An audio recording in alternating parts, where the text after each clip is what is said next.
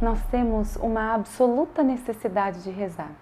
A nossa natureza frágil, débil, precisa de auxílios e muitos auxílios para conseguir se aperfeiçoar, crescer, se salvar. Mesmo que uma pessoa seja bastante simplória, ela é capaz de reconhecer o quão limitada é a natureza humana. Pense comigo, por mais escolarizados que sejamos, por mais ricos que sejamos, por mais poderosos que sejamos, uma simples dor de barriga nos derruba, não é mesmo? Quem de nós consegue sair de casa com uma diarreia? A gente não precisa nem de um problema tão complexo. Apenas uma diarreia nos debilita, nos impossibilita. Não há riqueza, não há diploma, nem poder que nos diferencie. E há outros aspectos também. Muitos de nós não conseguem controlar a própria língua, por exemplo. Não conseguem deixar de fofocar, de murmurar, de cuidar da vida alheia. Muitos de nós não conseguem controlar a própria irritação, o próprio temperamento. Quantas mazelas, quantos detalhes nós ainda temos que aperfeiçoar em nós.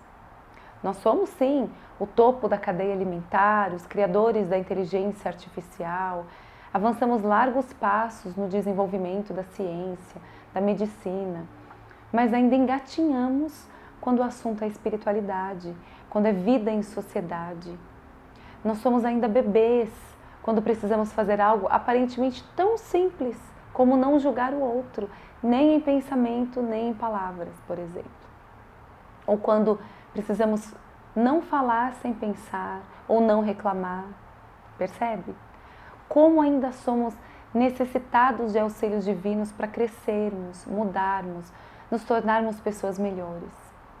E não são poucos os auxílios de que precisamos, tanto para salvarmos o nosso corpo quanto a nossa alma. Isso sem contar as outras necessidades que nós temos, de conversão, de cura física e emocional, de milagres às vezes, de verdadeiras intervenções divinas em situações que vivemos e que ultrapassam a capacidade humana. Deus não deve nada a nós, mas Ele se digna, se dispõe a conceder a nós muitas graças. E como nós as obtemos? Por meio de uma vida de oração consistente. Então, se você se priva do hábito da oração fervorosa e frequente, você deixa de alcançar graças poderosas e especiais. Lá no Evangelho de Lucas, Jesus disse, é preciso orar sempre. E Ele não falou isso como um conselho, uma sugestão, mas sim como uma necessidade, um dever. E Ele deu o exemplo para nós, mesmo sendo Deus, passava noites inteiras rezando. Nem precisaria, né? Então, a oração é uma necessidade para sermos melhores, para crescermos espiritualmente. E ela nos traz muitos frutos. Do exercício habitual da oração, nós colhemos frutos abundantes. O primeiro deles é a graça de honrar a Deus. Pela oração, nós confessamos a nossa dependência de Deus. E esse nosso nada que eu citei anteriormente, a oração nas Sagradas Escrituras, se compara ao incenso. Está escrito lá no Salmo, erga-se a minha oração como um incenso em vossa presença. Ao reconhecer a nossa dependência de Deus, este nosso nada, nós o declaramos Senhor soberano absoluto, autor de toda benevolência, de quem nós dependemos até para respirar e viver. Então está nele o nosso refúgio, a nossa esperança, a nossa salvação. Nós o colocamos no lugar dele, que é no centro da nossa vida. Um outro fruto da oração é conseguirmos a plenitude dos bens celestiais. Olha que coisa linda! Deus nos ouve e vem se relacionar conosco. Ele nos concede o Espírito Santo. Nós alcançamos a integridade da fé e a sua conservação, o amparo nas tentações, a vitória sobre o demônio e uma grande alegria. Que riqueza e que gratuidade de Deus! E sim, pode acontecer de não recebermos o que pedimos, e ainda assim Deus vem em nosso socorro e nos favorece com benefícios ainda maiores, que por vezes nós custamos a perceber. E por que não recebemos? Porque muitas vezes o nosso pedido nem sempre nos é necessário, ou porque achamos que nos fará bem, mas será prejudicial, na verdade.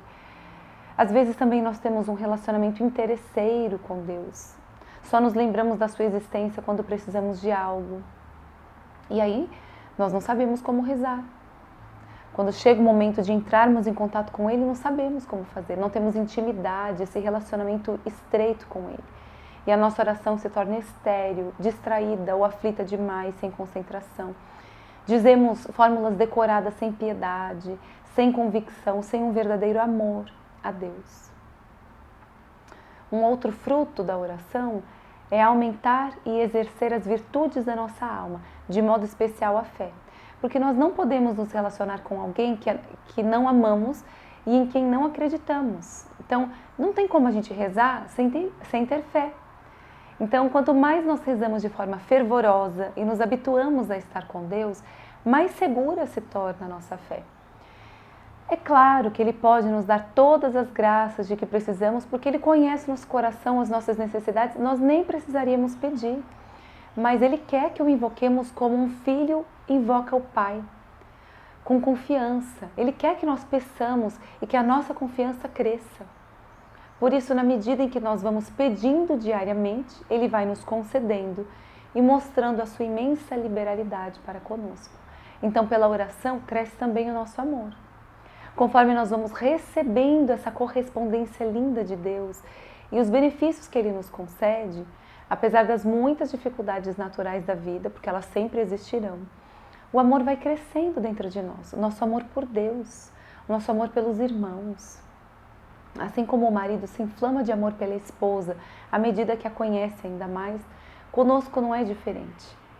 Quando a nossa fé, a nossa piedade vão aumentando, nós vamos rezando cada dia mais, conversando cada dia mais com Deus, querendo amá-lo cada dia mais. E o nosso coração vai ficando gordo de amor e gratidão por tudo que Ele faz e por tudo que Ele é. Um outro fruto é que, abrasados pelo desejo de pedir, nós nos tornamos cada vez mais perseverantes na prática da oração. Então, muito disciplinados, muito assíduos, porque a gente precisa daquela graça, a gente pede, pede, pede. E vamos ganhando poderosas armas contra os inimigos da nossa alma. Um quarto fruto é a disposição para uma vida pura e a purificação da nossa consciência. É um fruto até meio óbvio, né? E muito lindo. Mas realmente não há possibilidade de estarmos num relacionamento sério com Deus, que é a fonte de toda decência, de toda retidão, de toda integridade, inocência, de todas as virtudes, e permanecermos no erro, na impureza, na malícia, na imoralidade. Portanto, quando nos propomos a nos exercitar na oração, nós conseguimos essa purificação genuína do coração e da mente. Então você vê como a oração é um instrumento poderoso e eficaz. São muitos os frutos da oração. E eu vou citar então somente mais um. A oração resiste à cólera divina. Isso mesmo. Moisés foi um homem muito orante e se relacionava com Deus de forma íntima, né? A oração é isso. Ele foi um intercessor maravilhoso e pela piedade do seu coração, que Deus conhecia muito bem, ele impediu que Deus destruísse o povo.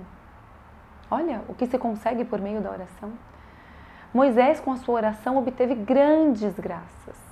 Foi por isso que Deus falou para ele lá uma hora: Moisés, deixa-me. Porque Deus queria castigar o povo infiel e Moisés, com a oração, o impedia de castigar o povo. Porque Deus atende às orações dos seus filhos piedosos.